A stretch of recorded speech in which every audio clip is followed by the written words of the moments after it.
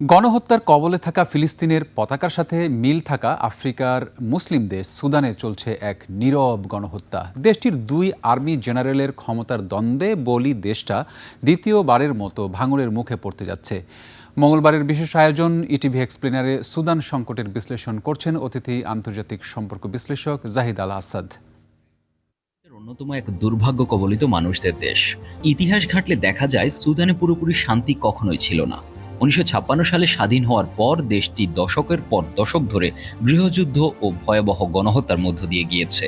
Darfur গণহত্যার নেতৃত্বে থাকা কুখ্যাত জানজাউইড মিলিশিয়াকে ভেঙে 2013 সালে আধা সামরিক বাহিনী র্যাপিড সাপোর্ট ফোর্সেস আরএসএফ গঠন করেন তৎকালীন সুদানের একনায়ক প্রেসিডেন্ট ওমর আল বশির এবং মোহাম্মদ হামদান দাগলোকে বাহিনীর প্রধান নিযুক্ত করেন।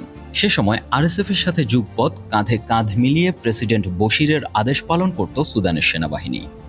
সময়ের আবর্তে 2019 সালে প্রেসিডেন্ট বশিরকে ক্ষমতা থেকে উচ্ছেদ করে আরএসএফ এবং সুদানের সেনাবাহিনী। তখন দেশের নেতৃত্বে আসেন সেনাপ্রধান আবদেল ফাত্তাহ আল বুরহান। সে সময় সর্বসম্মতিতে বুরহান হন সুদানের সার্বভৌম কাউন্সিলের প্রধান, যাকে ডিফ্যাক্টো প্রেসিডেন্ট মানা হতো। অন্যদিকে প্যারামিলিশিয়া বাহিনী আরএসএফ এর নেতা মুহাম্মদ হামদান দাগলো হন সুদানের ভাইস প্রেসিডেন্ট। এতদিন এই দুই জেনারেলের মধ্যে কোনো দ্বন্দ্ব তেমন চোখে না পড়লেও আস্তে আস্তে ক্ষমতার দ্বন্দ্ব প্রকট হতে থাকে দুজনের মাঝে। অবশেষে 2023 সালে সুদানের ক্ষমতার নিয়ন্ত্রণ নিয়ে সুদানি সেনাবাহিনী এবং আধা সামরিক বাহিনী র্যাপিড সাপোর্ট ফোর্সেস আরএসএফ যুদ্ধ শুরু করে। ক্রমান্বয়ে এটি গৃহযুদ্ধের দিকে অগ্রসর হয়। সময়ের ব্যবধানে সুদানের খনিজ সম্পদ সমৃদ্ধ দারফুর সহ দেশের প্রায় 1/3 দখল করে নেয় আরএসএফ। হামদান দাগলোর এই আরএসএফ বাহিনী গত কয়েকদিন ধরে সুদানের দারফুর অঞ্চলে সেনাপ্রধান বুরহানের সর্বশেষ স্ট্রংহোল্ড এল ফাসের শহর দখল করে দারফুরে নিজেদের সার্বভৌমত্ব কায়েম করে। বিশ্লেষকরা বলছেন সুদানের অশান্তির মূলে রয়েছে ক্ষমতার দ্বন্দ্ব এবং খনিজ সম্পদের অভিশাপ।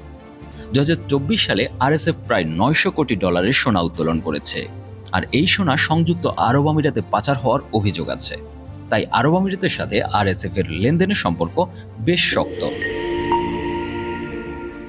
আধা সামরিক আরএসএফকে মূলত আরব আমিরাত সমর্থন দেওয়ার অভিযোগ আছে। অস্ত্র এবং ভাড়াটে সেনার মাধ্যমে এসব সহায়তা এসে থাকে। এই অভিযোগে সেনা সমর্থিত সুদান সরকার আরব আমিরাতের সাথে সম্পর্ক ছিন্ন করেছে এই বছর, যদিও উপসাগরীয় দেশটি এই অভিযোগ অস্বীকার করেছে। এছাড়া আরএসএফকে লিবিয়ার ওয়ারলর্ড খলিফা হাফতার সমর্থন করছেন বলে অভিযোগ আছে। একই সাথে রাশিয়ার ওয়াগনার গ্রুপ আরএসএফকে সমর্থন দিচ্ছে বলে অভিযোগ রয়েছে।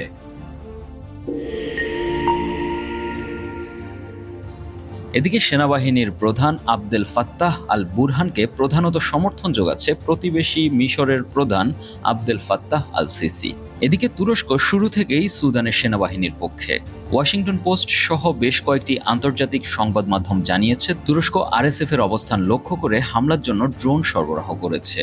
মিশর এবং তুরস্কের পাশাপাশি ইউক্রেনের সমর্থন আছে সুদানের সেনাপ্রধানের উপর। অন্যদিকে পশ্চিমা শক্তিগুলো সরাসরি সুদানের কোনো জেনারেলকেই সমর্থন করার সংবাদ পাওয়া যায় না।